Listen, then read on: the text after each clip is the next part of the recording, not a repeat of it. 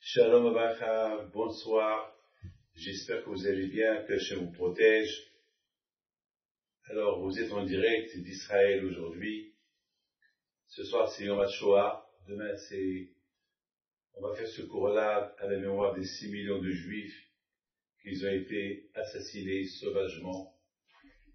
Alors vous savez, jusqu'à Shavuot, chaque semaine si Dieu veut, on va lire ensemble le Pirkei Avot. Pirkei Avot, c'est les paroles de nos pères, les paroles de nos sages, des conseils comment vivre. Vous savez, vivre, la vie, c'est pas simplement dire la vie ça veut dire comment, le comportement, vous savez, comment maîtriser la colère, la jalousie, ne pas envier, ne pas tuer, ça veut dire, c'est pas tuer avec une arme, mais faire entrer quelqu'un. Tout cela avant Matan Torah, avant la fête du Shavuot, qui est la fête de Matan Torah. Alors, nos sages, ils ont écrit un livre qui s'appelle Pirkei Avot, les paroles de nos sages, des conseils. C'est comme beaucoup de fois je dis, et beaucoup de fois ça arrive, que si par exemple, imaginez-vous quelqu'un qui va dans un restaurant, il paye un repas de $500. Imaginez-vous que on lui apporte son repas dans une assiette sale, il va pas le manger. Exactement, c'est ça la Torah. La Torah, on peut pas l'exercer, on peut pas l'étudier, on peut pas l'écouter si notre corps il est sale. Alors tout d'abord, il faut purifier le corps pour pouvoir accéder à la Torah Kedusha. Ça veut dire que avant Matan Torah, avant le don de la Torah, lorsque les Juifs ils ont quitté l'Égypte, ils étaient là-bas pendant 400 ans en Égypte en tant qu'esclaves. Donc ça a pris du temps. Ça a pris du temps pour redevenir normal. Vous imaginez un esclave, il n'a pas le droit à la parole, il n'a pas le droit de s'exprimer. Un esclave ne peut rien faire. Alors, les Juifs, les pauvres, ils étaient idolâtres parce qu'on leur a imposé d'être idolâtres.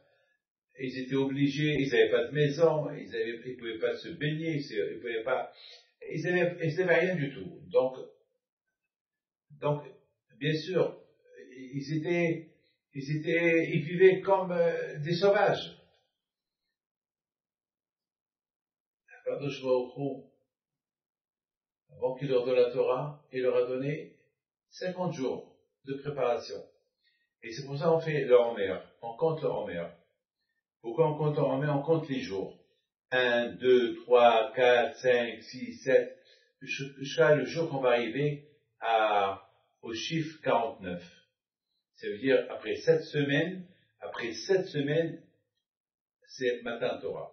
Donc, pendant 50 jours, 49 jours, disons, on se prépare pour recevoir la Torah. Et comme je vous ai dit, étant donné que le Pirkei Avot, ça parle des paroles sages, des conseils, donc, ça nous donne des conseils comment se préparer pour recevoir la Torah. Je voudrais vous dire quelque chose. Ça m'est arrivé que 2 fois dans ma vie, ça m'est arrivé que j'ai oublié une fois et ce soir. C'est quelque chose d'extraordinaire.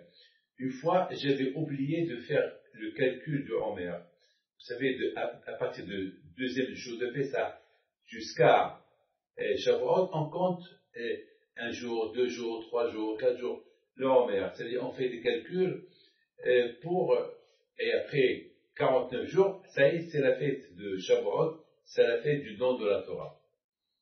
Et un jour, j'ai oublié de compter. J'ai complètement oublié. Et voilà, le soir, je rêve. Quelqu'un qui me dit, David, est-ce que tu as fait le comptage de Homer, tu as calculé? Tellement que, dans le rêve, je lui dis, je sais pas, je me suis réveillé. Alors, je me suis réveillé, je me suis rendu compte que vraiment, j'ai pas compté le Homer et j'ai compté. C'est-à-dire que, Minat Shamaim, on m'a aidé de se rappeler pour ne pas rater. Parce que si on rate un jour, on ne peut plus compter. Le Homer, ça veut dire ici. Mais il y a une chose que, si par exemple, on rate, on n'a pas compté la nuit, demain, on peut se rattraper pour compter le Homer. Mais demain soir, si demain soir je rappelle que je n'ai pas compté ce soir, c'est fini, je ne peux plus compter. C'est une punition. Lorsque tu as un rendez-vous avec un roi, eh ben, tu calcules les jours. Si vraiment tu aimes le roi, eh ben, tu calcules les jours quand tu as rendez-vous avec lui. Quelqu'un qui a un rendez-vous pour signer un grand contrat, est-ce qu'il va oublier le jour et l'heure du contrat? Non. Alors pourquoi pour recevoir la Torah, tu as oublié de compter? Donc, ta punition, ça y est, tu as raté, plus pour compter. Et ce soir, j'ai fait la prière de Havit, mais j'ai oublié de faire le Homer. Je n'ai pas fait ce soir. Et j'étais en train d'arranger mes papiers, et soudainement, je tombe sur un papier où je parle de le comptage de Homer. Et dès que j'ai vu ce papier-là, j'ai dit merci à Hachem. On dirait qu'un je vais au trou, il m'a apporté ce papier devant mes yeux pour me rappeler, il faut faire le calcul du Homer. Mes amis, je voudrais vous poser une question. Enfin, voilà, je voudrais bien vous poser une question. Quelle est la raison pourquoi on doit faire la bracha, la bénédiction, pour le comptage de Homer? Je comprends, si par exemple je mange une pomme, je fais la bénédiction de la pomme. Béni sois-tu Hachem, que tu as créé cette pomme de l'arbre, et je la mange. Je mange une banane, je fais le bracha, béni sois-tu Hachem, que tu as créé cette banane de la terre. Je mange le pain, je me lave les mains, et je fais la bracha que Hachem m'a donné la possibilité de me purifier les mains avant de manger le pain. Chaque chose qu'on fait, il y a une bénédiction. D'après David Amelech, il y a 100 brachot par jour. Lorsqu'on fait l'Amida, la prière, il y a l'Amida. Il y a 18 brachot, 18 bénédictions dans l'Amida. Maintenant, mes amis, j'ai pas compris pourquoi, pour le comptage, lorsqu'on compte les jours, pour le Homer, pourquoi chaque jour on doit compter, on doit faire la bracha pour le comptage? Regardez les femmes. Les femmes qui vont au mikvé, avant d'aller au mikvé, ils vont compter 7 jours. Ils vont compter 7 jours. Et après 7 jours, ils vont au mikvé, et dans le mikvé, ils font la bracha. Ils font la bénédiction dans le mikvé. Mais pendant les 7 jours qui se préparent pour le 7e jour, ils ne font pas de bracha. Ils font une seule bracha au moment qu'ils se trompent dans le mikvé. Moi, j'ai pas compris pourquoi chaque jour, on doit faire la bracha pour le comptage. J'ai pas compris. Pourquoi on ne fait pas une seule bracha pour les 49 jours? Ou bien, on fait une bracha, après les 49 jours, je fais la bracha. Merci Hachem que tu m'as donné la possibilité de faire le comptage pendant 49 jours. Comme la femme qui va au mikvé. La femme qui va au mikvé, elle fait après 7 jours d'impureté, elle fait la bracha au moment qu'elle est dans le mikvé, et maintenant, merci à Hachem que je suis pur, à la TV là. Alors, c'est ça la question que je me suis posée. Mais avant de vous répondre à cette question-là, le Pekah dit comme ça.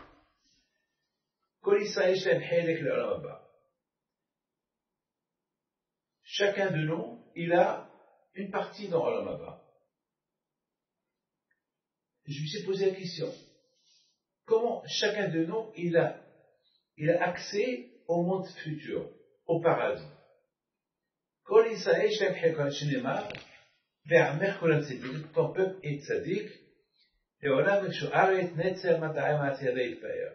Étant donné que je ne veux pas rentrer dans les détails, parce que si je commence à expliquer tout, ça va me prendre des journées entières pour vous expliquer. Mais mettons, ma question, elle est en résumé. C'est quoi? Chacun, il a une part. Chacun de nous, il a une partie dans la Maba. Parce que tout le monde est tzaddik. Attends, qui te dit que tout le monde est tzaddik? Attends, je sais pas, il y a des tzaddikim, il y a des gens qui sont bien, il y a des gens qui sont pas bien. Alors quoi, tout le monde, tout le juif, tout le monde est là, le Olam Haba, c'est quoi? C'est pas possible. Les gens bien, ceux qui sont bien avec le bon Dieu, avec le prochain, ils ont Gan Eden. Et regardez, ce soir, c'est le jour de la Shoah. Vous savez qu'il y a beaucoup des Allemands, il y a beaucoup des Polonais, des Ukrainiens, qui ont sauvé des Juifs. Ils ont risqué leur vie pour sauver des Juifs. Ces gens-là, bien sûr qu'ils ont un Baba.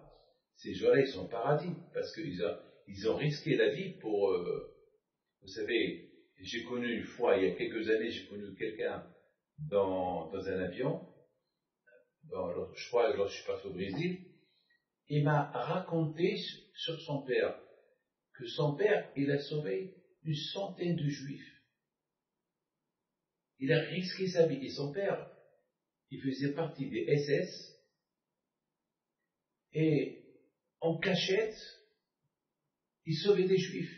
Il avertissait à l'avance certains Juifs que la Gestapo devait venir les chercher.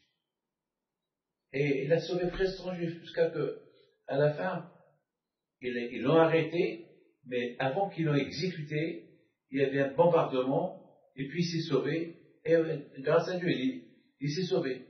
Ah, mais ce monsieur-là, bien sûr qu'il est au paradis. Bien sûr qu'il est au paradis. Ah, mais j'ai pas compris. Il y a des gens qui sont bien, ils sont au paradis. Il y a des gens qui sont pas bien.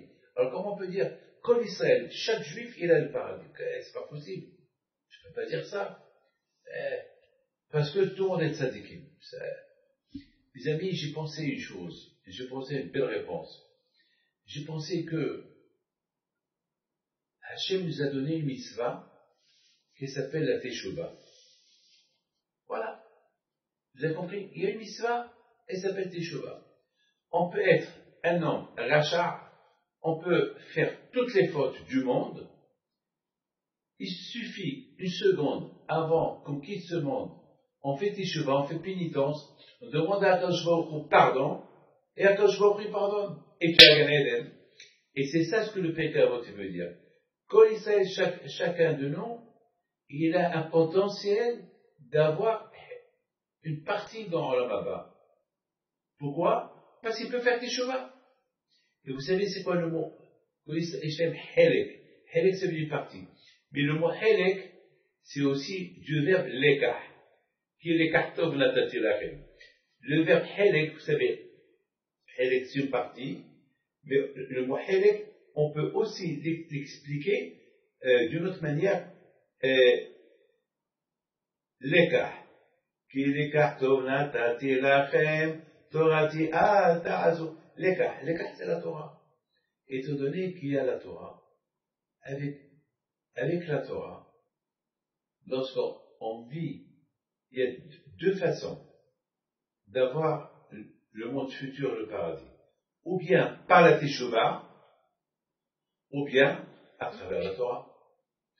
Maintenant, mes amis, je voudrais vous dire quelque chose. Le Pirkei Avot dit, Ve'amer kolam tzadikim. C'est quoi Ve'amer kolam tzadikim? Et ton peuple, ils sont tous tzadikim. C'est pas possible. On n'est pas tous tzadikim, mais on a un potentiel d'être tzadik. En une seconde, on peut devenir tzadik. Faire la teshuvah. Vous savez, mes amis, que les tzadikim, ils ont le pouvoir de faire teshuvah aux gens. Et là, mes amis, je vais vous dire, vous apprendre quelque chose de magnifique. Lorsque j'étais à Pessah, j'étais en Crète à Pessah, il y a une femme qui vient chez moi avant qu'elle a quitté l'hôtel.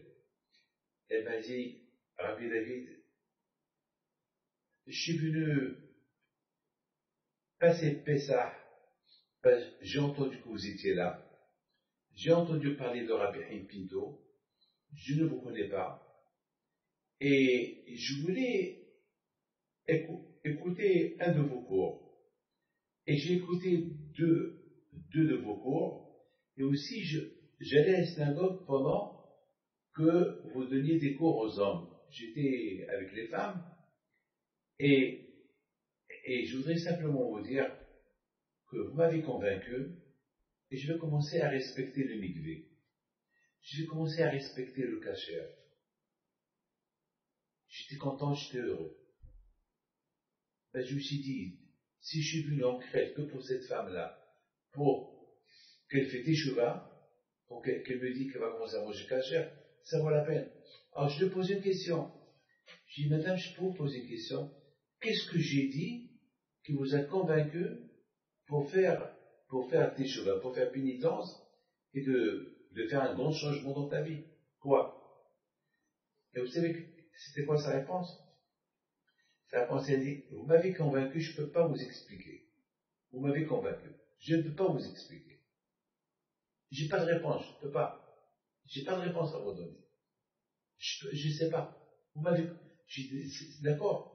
Si, il me dit, Rabbi David, vous peut-être, vous pouvez me comprendre, mais moi, je ne peux pas vous dire qu'est-ce que vous avez dit qui m'a convaincu.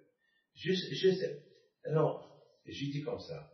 J'ai dit, madame, ce qui a fait que toute ta vie a changé, c'est parce que tu as fait un effort pour venir passer Pessah avec des religieux. Et vous avez fait un effort pour venir m'écouter. Et vous avez écouté. Et les paroles de Dieu, lorsqu'il sort d'une bouche de quelqu'un qui est croyant, les paroles de Dieu, ce qui sort du cœur, eh bien, il rentre dans le cœur. Et je lui raconte une histoire. Il y avait un rabbin qui devait donner un cours de Torah. Mais ce rabbin, il n'est pas religieux. Vous savez, un rabbin qui se rase, mais on l'appelle rabbin. Voilà, il s'appelle rabbin. Et malheureusement, il était dans une communauté, vous savez, très très light. Et c'est un rabbin qui embrassait les femmes sur les joues, il serrait les mains des femmes. On l'appelait rabbin. Vous savez, voilà, c'est tout. Et ce rabbin-là, il vient chez un rabbin orthodoxe.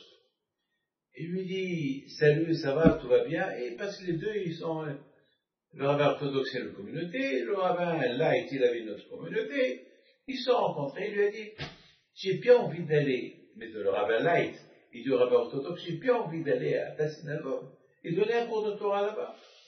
Et le rabbin orthodoxe lui a dit, je peux pas. Il a dit, écoute-moi, je sais parler, moi aussi, j'ai étudié la Torah, je connais comme toi. Le vrai rabbin lui dit, écoute-moi, je sais, mais je ne peux pas accepter toi, tu es trop light, c'est pas acceptable que tu viennes dans ma communauté qui sont tous religieux, dès qu'ils vont te voir, alors il lui dit, écoute-moi, voilà, donne-moi une chance. Je vais te dire ce que je vais leur dire, et toi-même tu vas me dire, est-ce que tu m'invites ou pas? Mais écoute-moi. Alors le rabbin, il a dit, alors, je t'écoute, dis-moi, c'est quoi le cours? Il a dit, je vais parler 10 minutes. Alors, écoute, je t'écoute. Et ce rabbin, qui est light, il a dit, pendant 10 minutes, un bon cours. Et le rabbin, il le regarde, il bouge sa tête, ouais. Et à la fin, il lui dit, alors, je peux venir parler dans ta synagogue? Il dit non. Comment non? Mais ce que j'ai dit, c'est du vrai. Il dit oui, c'est du vrai, mais je ne peux pas te laisser parler. Je lui dis, alors dis-moi pourquoi? Écoute-moi. Il lui dit, dis-moi, monsieur le rabbin, est-ce que tu manges du kasher? Il dit oui, mais pas comme tout le monde, mais je mange. Très bien. Allez, écoute-moi. Maintenant, pour que la viande elle est cachère et mangeable, qu'est-ce qu'il faut faire? Qu'est-ce qu'il faut faire? Tout d'abord, il faut l'abattage, il faut faire la shkita. Très bien. Et après? Alors on lui dit après, il faut vérifier si elle n'est pas malade à bête. Si la bête, elle est malade, on n'a pas le droit de la manger. Alors, le rabbin lui, d'accord. Et après,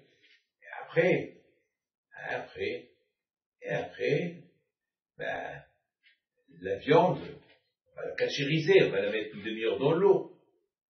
Alors, ben, il dit après, on va la cachériser avec du sel. Très bien. Et après, ben, après 1 heure, une fois que tout le sang il est parti, on la nettoie.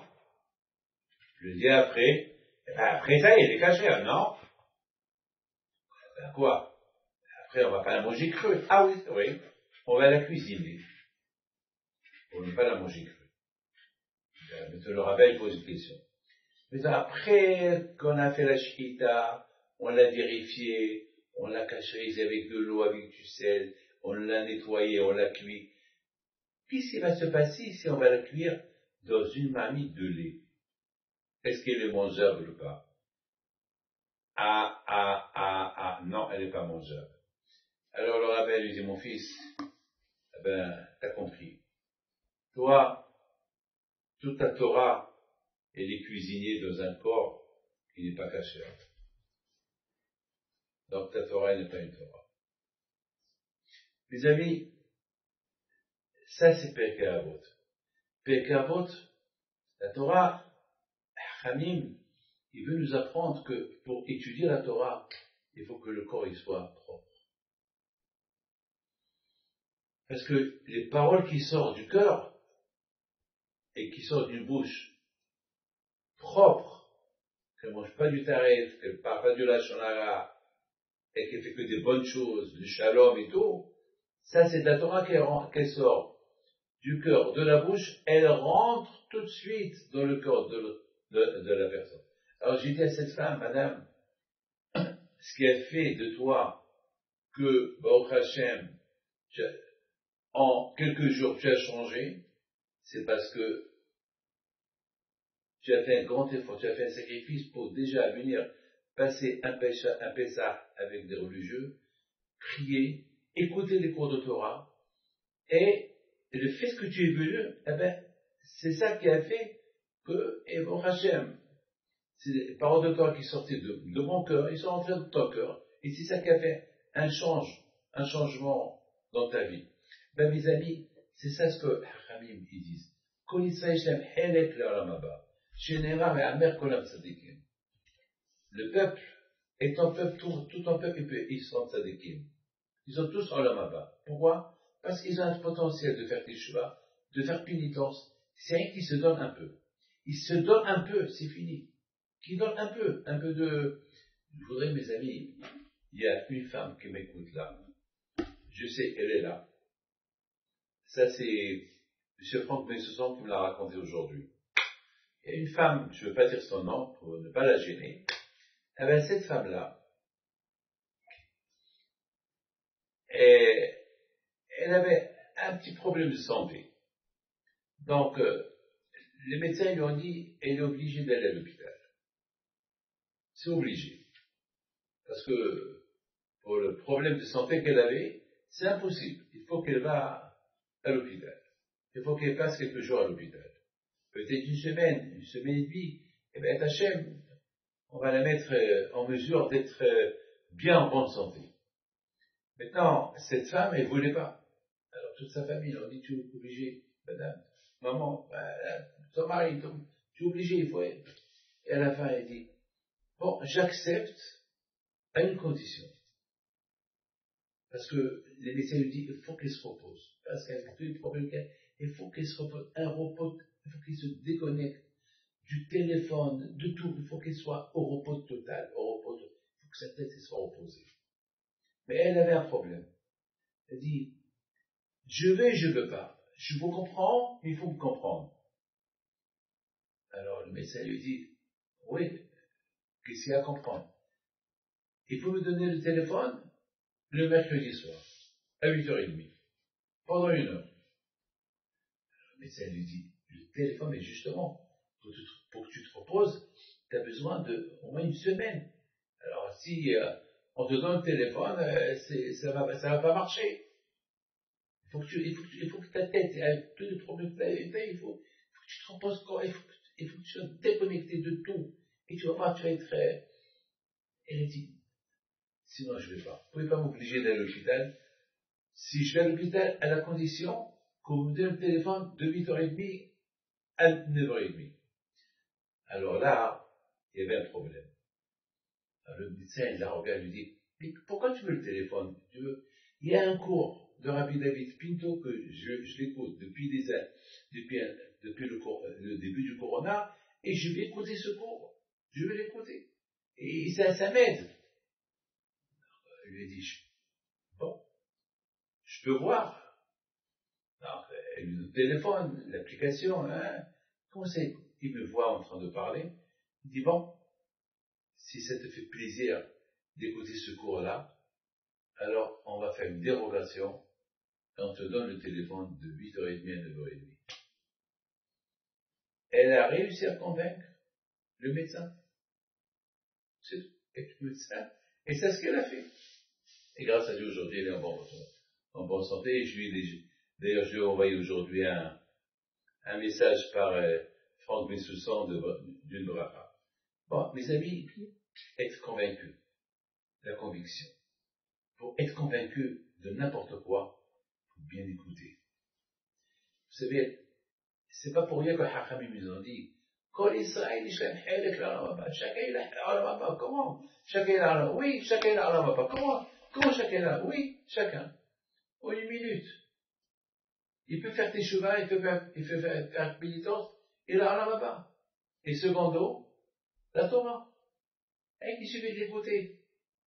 Mais il faut vraiment avoir la patience pour l'écouter. Tu as la patience pour l'écouter, tu as gagné. Tu as la tu as le paradis. Vous savez qu'est-ce qu'il dit le Père Kavot? Il dit, Yafa sha'ahat, chez Torah ma'asim tovim, ba'olam hazeh, b'kol haya olam haba. Ça c'est le Père Kavot qui dit ça. 1 heure de Torah. 1 heure de Torah dans ce monde-là vaut des milliards d'années de l'autre monde. C'est dur, hein? C'est dur de dire une phrase pareille. On sait que l'autre monde, c'est le monde de vérité. Dans l'autre monde, c'est le monde où l'homme, il reçoit sa récompense. Tout ce qu'il a fait dans ce monde-là. Parce que dans ce monde-là, il n'y a pas de récompense. Dans ce monde-là, toutes les bonnes mitzvot que tu fais, bon Dieu ne donne pas, parce qu'il n'y a pas de prix aux bonnes choses qu'on peut faire dans ce monde-là. Et quand on te montre que le bon Dieu peut donner une récompense. Alors comment on peut dire que dans ce monde-là, 1 heure de bonnes actions dans ce monde-là, ou 1 heure de Torah dans ce monde-là, vaut des milliards d'années de l'autre monde? C'est quoi ça? Mais de l'autre côté, Hachamim nous disent autre chose. 1 heure de plaisir dans l'autre monde, elle vaut des centaines de milliards d'années de plaisir dans ce monde-là. Ça veut dire que tous les plaisirs dans ce monde-là ne vaut pas 1 heure de plaisir de l'autre monde. C'est extraordinaire. Mais permettez-moi de vous expliquer ce Père Kavot. Il est beau. Vous savez, il y a un rabbin qui l'a dit, belle phrase, il y a un rabbin qui l'a dit que après 120 ans, vous savez, qu'est-ce qui se passe dans l'autre monde, on ne sait pas. L'autre monde, il est incognito. Il n'y a pas eu des gens qui ont fait l'aller-retour. Il n'y a pas. On ne sait pas ce qui se passe dans l'autre monde. On ne le sait pas. On sait que c'est le monde des tzadikim. Rabbi Shimon Bar Yochai, Rabbi Yehuda, ces 6 millions de juifs qui ont été tués dans la Shoah, et tous ceux qui croient en Dieu, bien sûr. Bien sûr, peu n'importe quel religieux, ceux qui croient en Dieu, l'existence de Hachem, ils ont le paradis. Tout le monde. Mais est-ce qu'on sait ce qu'il y a là-bas? On ne sait pas. Personne n'a fait un aller-retour. Il n'y a pas. On peut aller sur la Lune, on peut aller à Mars, on peut faire peut-être le tour du monde, mais l'autre monde, c'est à la mort, la surprise. C'est tout. C'est là-bas que tu vois qu'est-ce qui se passe. Vous savez que, à tel point que Hachamim ils disent que dans ce monde-là, il n'y a pas de récompense. tu peux donner des milliards de dollars de charité aux pauvres, le bon Dieu ne va pas te donner récompense dans ce monde-là pour tous les biens que tu fais. Parce que une mitzvah que tu fais dans ce monde-là, elle n'a pas de prix. Vous savez que le Gaon de Vilna, Alav Shalom, avant de mourir, il a commencé à pleurer. Il leur a dit, pourquoi tu pleures? Il leur a dit, je pleure parce que dans ce monde-là, je fais des mitzvot. Dans ce monde-là, je fais des mitzvot. Il y a des bonnes choses que je fais. Je fais la prière, j'ai un talit, je mets tefillin, je respecte le kasher, j'étudie la Torah. Et on dit que le gars de Vilna, il dormait que 2h12. 2h12 minutes. C'est tout ce qu'il dormait le gars de Vilna. C'est tout. Ça veut dire que 22h moins 12 minutes, il étudie la Torah, il s'est réveillé. Et toujours avec le talit et tefillin sur lui. Il leur a dit, dans ce monde-là, je peux étudier la Torah. Je peux faire des mitzvot. Dans l'autre monde, il n'y a rien à faire. Dans l'autre monde, il n'y a pas à manger. Il n'y a pas à boire. Il n'y a pas de femme. Il n'y a pas de mari. Il n'y a pas d'enfants. Il n'y a rien. Dans l'autre monde, il n'y a que des âmes. Il n'y a pas de corps. Le corps, il est enterré. Il reste dans ce monde-là. Mais c'est l'âme qu'elle monte là-haut. Donc, ça fait de la peine. Et l'autre monde, c'est le monde de la récompense. Mais tu peux rien faire, tu peux faire aucune mitzvah. Rien. Dans ce monde-là, je peux faire des mitzvot, je suis actif, je fais. Mais dans l'autre monde, j'ai rien à faire. Donc, ça fait de la peine. Regarde, ce talit katan que je porte sur moi, il est sur moi. Et chaque seconde qu'il est sur moi, je fais une bonne action. Dans l'autre monde, je n'aurais pas de talit katan. Vous savez qu'on n'a pas le droit, lorsqu'on va au cimetière, on n'a pas le droit si on a un talit katan sur nous, on n'a pas le droit de le faire montrer aux tombes. C'est-à-dire, il faut le cacher dans les poches. Pourquoi? Parce que les morts, ils ont de la peine, ils sont jeunes. Les morts, ils disent, regarde ces gens-là qui sont vivants, qui peuvent faire des mitzvot sans effort. Et nous, on ne peut pas le faire des mitzvot. Vous imaginez que même les morts, ils sont jaloux des vivants. Les morts, ils sont jaloux des... Pourquoi? Parce que les vivants, ils peuvent sauver la vie de quelqu'un. Ils peuvent faire une mitzvah. Vous savez, il y a beaucoup des fois des gens qui disent que lorsque on fait faire le bien à un mort, avec un mort, ça s'appelle le vrai bien. Pourquoi? Lorsque tu fais un service à un vivant. Tu sais qu'un jour ce vivant, il va te rendre un service. Mais si tu fais un service à un mort, tu t'occupes de lui, tu vas s'alévaya, tu vas donner comment ça s'appelle, consoler sa famille. C'est ce qu'on appelle Hesed Vehemet. Ça, on appelle ça le vrai Hesed. Le vrai Hesed, c'est le Hesed que tu fais avec les morts. C'est ça le vrai Hesed. Parce qu'il n'y a pas de retour.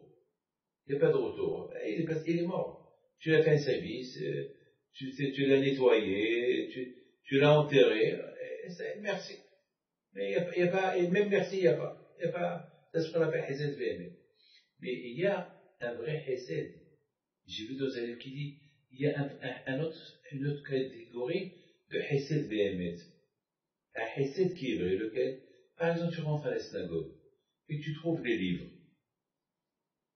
Et toi, tu n'es pas propriétaire de la synagogue. Toi, tu es rien qu'un fidèle.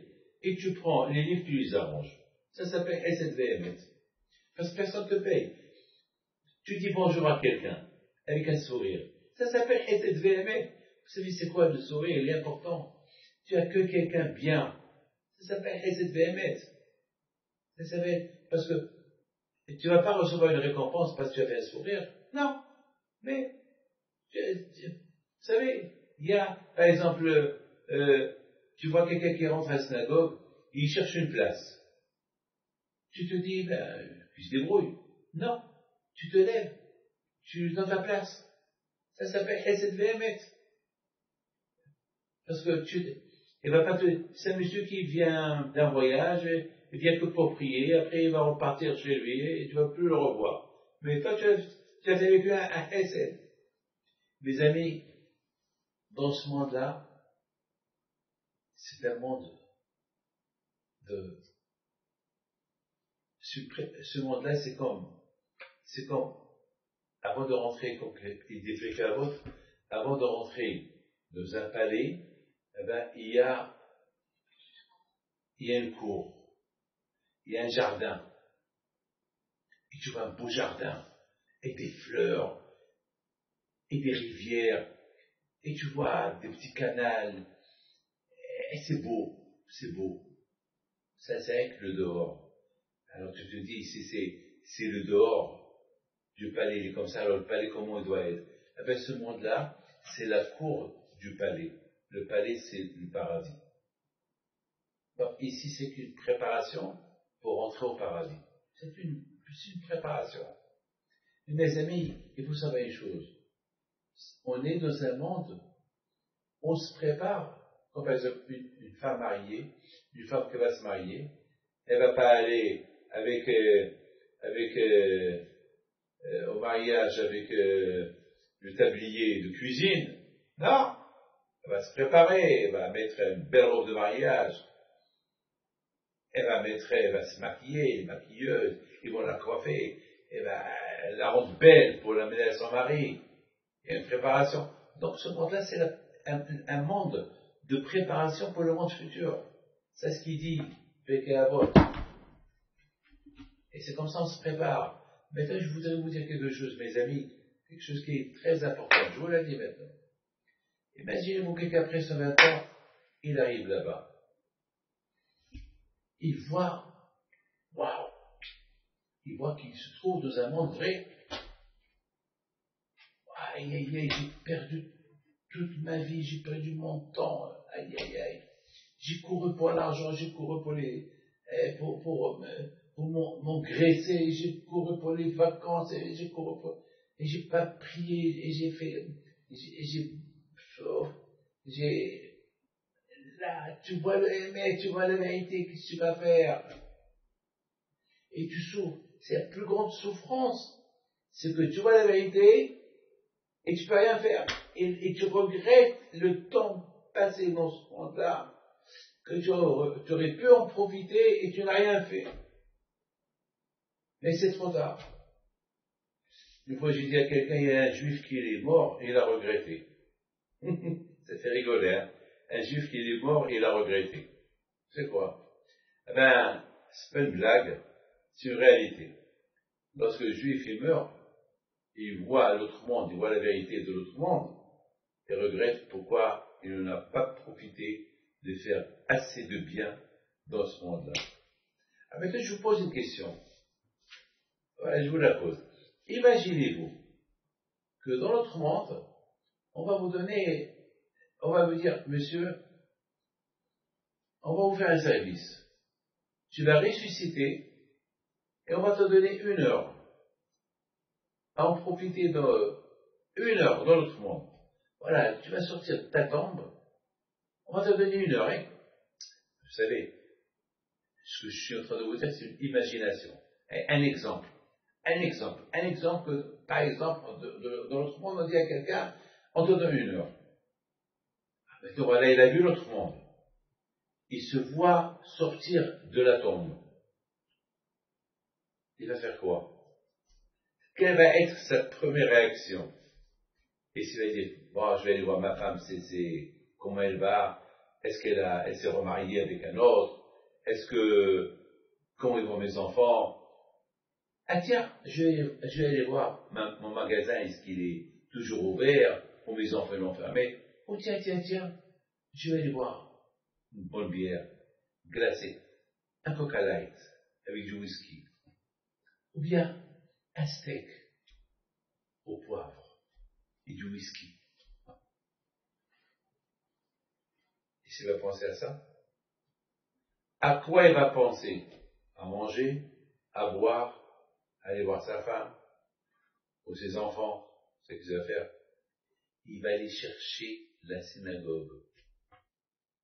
Parce qu'il sait que dans l'autre monde, il n'y a que les mitzvot qui valent. Le reste, well, rien du tout. Mais malheureusement, on habite dans un monde où il y a le Sahara, il y a le mauvais penchant. Et ça travaille. Et c'est la raison pour qu'on dit, dans le Pirkei Avot, la première chose qu'on nous dit, Kol Israël Shem Helek l'Olam Haba. Chacun de nous, il a une partie dans l'Olam Haba. Comment? Il fait teshuva. En 1 minute, il a tout gagné. Il y a un grand tzaddik qui s'appelle Sidi Frech Halimi Alav Shalom. Il a écrit un livre sur Pirkei Avot. Il explique Riyah Tochiyah et Amitecha. Il faut, si tu vois ton ami qui fait pas des mitzvot, si tu vois ton ami qui fait des mauvaises choses, la Torah dit Riyah Tochiyah. Il faut lui faire des reproches 2 fois. Riyah Tochiyah, mais pas plus. Pas plus de 2 fois. Ça y est. Tu lui fais des reproches la première fois, et c'est péché de manger du taref, c'est péché de manger du cochon. Et il t'écoute pas, tu dis la 2e fois, après tu arrêtes.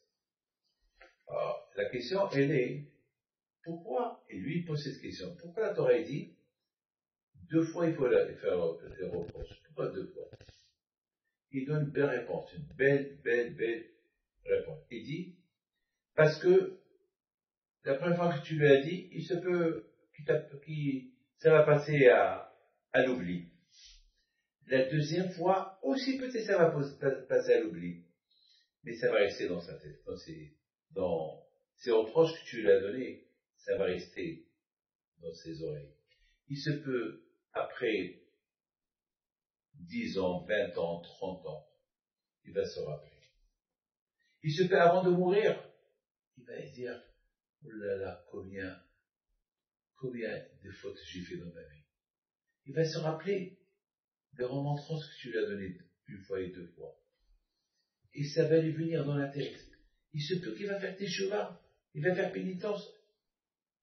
Si tu le répètes tout le temps, après il va avoir ras-le-bol de toi. Regardez, beaucoup de fois, lorsqu'on répète à quelqu'un la chose tout le temps, il a ras-le-bol, il ne peut plus l'écouter. On répète 1 fois, 2 fois, ça passe. Ça passe. Pas la peine de répéter la chose, de rabâcher, répéter. De plus que tu répètes, ça passe pas. C'est mieux ça y est, tu as fait 1 fois, 2 fois, 2 fois le reproche, ça y est. Mes amis, je voudrais terminer ce cours-là avec la réponse à ma question. J'ai pas oublié, hein. On a posé une question tout à l'heure, la guerre. On a dit pourquoi on fait la bracha pour se faire à Omer. Hayom, Yom Echad HaOmer, Hayom Shnaim. Chaque jour on compte. Baruch Ata Hashem Elokeinu Melech Haolam, Asher Kiddushanu B'Zeh Tzono, Asferat HaOmer Hayom. On fait une bénédiction et on dit aujourd'hui c'est le premier jour du Homer. On fait la bénédiction. Aujourd'hui c'est 8 jours dans le Homer. 8, ça fait 1 semaine et 1 jour. Et ce soir, bien sûr, c'est 12. Ce soir, le comptage de ce soir, c'est 12 jours du Homer, qui veut dire 1 semaine et 5 jours. On a posé une question. Pourquoi on fait la bracha chaque jour? On fait une seule bracha, comme la femme. Une fois que la femme elle a compté 7 jours de pureté, elle abandonne l'eau et se purifie. Là aussi, on va compter 49 jours, et le jour de Shavuot, on va faire la bracha, et très bien, ou bien si j'ai raté 1 jour dans les 49 jours, alors je fais pas de bracha, et j'ai perdu. Alors, la question est pourquoi on fait la bracha chaque jour? J'ai donné une réponse spectaculaire. Baruch Hashem, la Torah, elle est belle. Ah oui, la Torah, elle est belle. Vous savez, cette fête, cette belle fête-là de Pessah, elle s'appelle Pessah. Pourquoi elle s'appelle Pessah? Pessah, c'est du verbe sauter. En anglais, on dit Passover, sauter. c'est Dieu va lorsque le bon Dieu a sauté les maisons juives, il n'a pas tué les premiers-nés juifs, il a tué les premiers-nés égyptiens, avant la sortie des Juifs de l'Égypte, il y a à peu près 3500 ans. Pessah. Et c'est quoi sauter? Sauter aussi, c'est du verbe sauter. Sauter sur c'est un enseignement, savoir, fermer les yeux. Quelqu'un te fait du mal, allez, c'est pas la peine de le reprocher. Ferme les yeux et tais-toi. Vous savez, ce matin,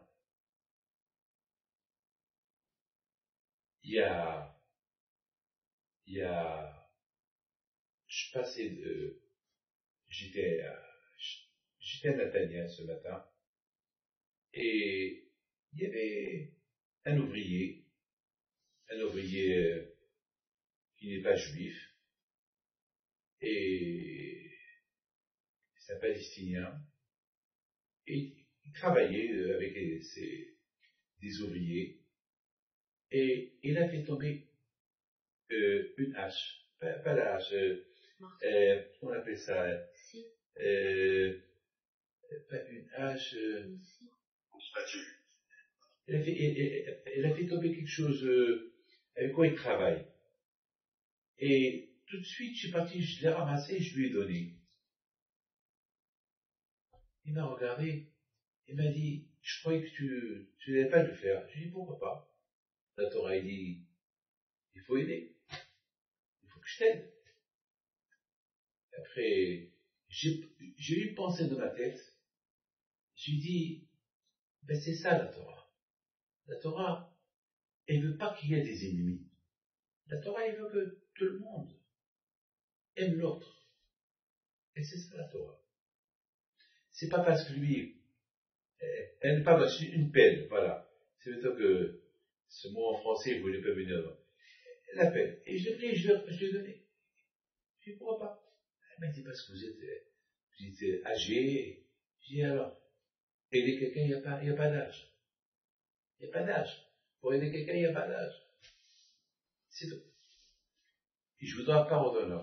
J'ai même pensé, si je retourne sur le lieu du travail, j'attends que le ramadan il passe, et je prendrai un petit cadeau. Parce que c'est important pour moi. Qu'ils sachent qu'on n'a rien contre eux. Je parle pour moi.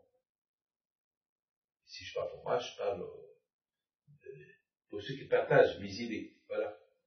Mes amis, il y a 49 bonnes midotes, bonne qualité, et il y a 49 mauvaises qualités. Parmi les bonnes, c'est être humble, avoir un bon cœur, avoir des bons yeux, ne faire pas rien à l'autre, ne pas être jaloux, ne pas être coléreux, faire du bien, prier, croire en Dieu, étudier la Torah. Les bonnes choses. Les mauvaises choses, c'est le contraire. Être jaloux, avoir de mauvais yeux, envieux. Mes amis, chaque jour, on répare une qualité. Chaque jour. Et c'est la raison pourquoi être nerveux et être jaloux, c'est deux choses différentes, c'est deux mondes. C'est la raison pourquoi chaque jour, on fait la bracha. Aujourd'hui, je fais la bracha pour que Hachem y mette à ne plus être coléreux. Très bien. Et demain, demain, ça va être une autre bracha. C'est la raison pourquoi on ne peut pas faire une bracha sur toute une seule bénédiction, sur toutes les mauvaises qualités, et à leur place, on va acquérir des bonnes qualités. Il faut un travail. Et chaque jour est sa bracha. Vous savez, lorsque les Juifs, ils ont inauguré le temple, le tabernacle dans le désert, c'est pas tous les Juifs qui ont inauguré, chaque tribu, elle a inauguré. Ben, Shimon, Yehuda, et ça, chaque tribu, elle avait un jour, 12 jours. Les amis, être coléreux et être envieux, c'est deux choses différentes. Avoir un bon cœur ou avoir un mauvais cœur, c'est deux choses différentes. Donc c'est la raison pourquoi pour chaque jour, il y a une bracha, une bénédiction différente.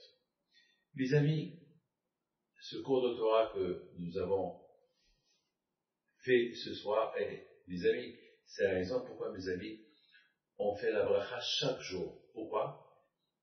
Parce que, mes amis, il y a une différence entre une femme. Une femme, mes amis, elle doit calculer 7 jours. Et après 7 jours, elle va au mikvé, elle est propre. On ne peut pas lui dire de compter chaque jour.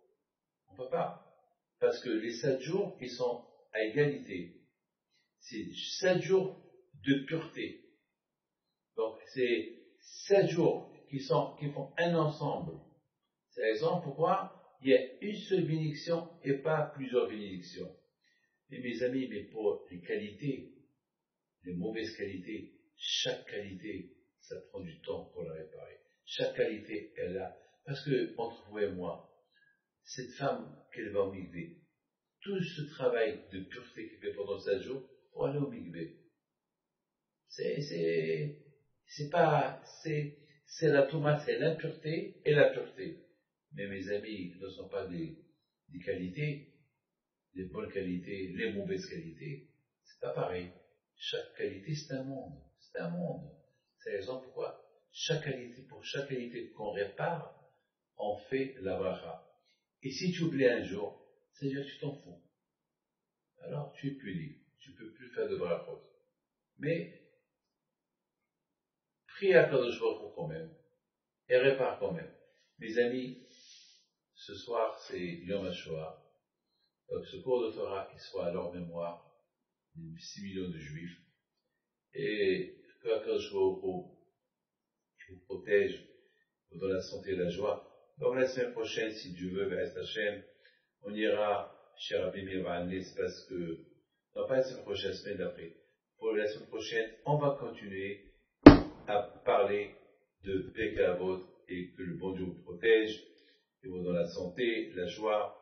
Mais Ezat Hashem, si Dieu veut, le mercredi, pas prochain, le mercredi d'après, je vais aller au Maroc, je vais aller à Rabbi Haim Pinto, et je vous ferai le cours directement, si Dieu veut, de chez Rabbi Haim Pinto et Essaouira.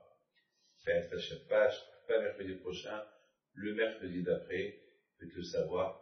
Et si Dieu veut, à partir de maintenant déjà, il faut commencer déjà à se préparer pour l'Aïloula de Rabbi Haim Pinto, avant qu'il n'y aura plus de place. Donc, cette Hachem, la semaine prochaine, nous allons afficher la date exactement de l'Aïloula. C'est le Rabbi Haim Pinto à Essaouira, si Dieu veut. Ça fait 3 ans, moi, j'ai pas été.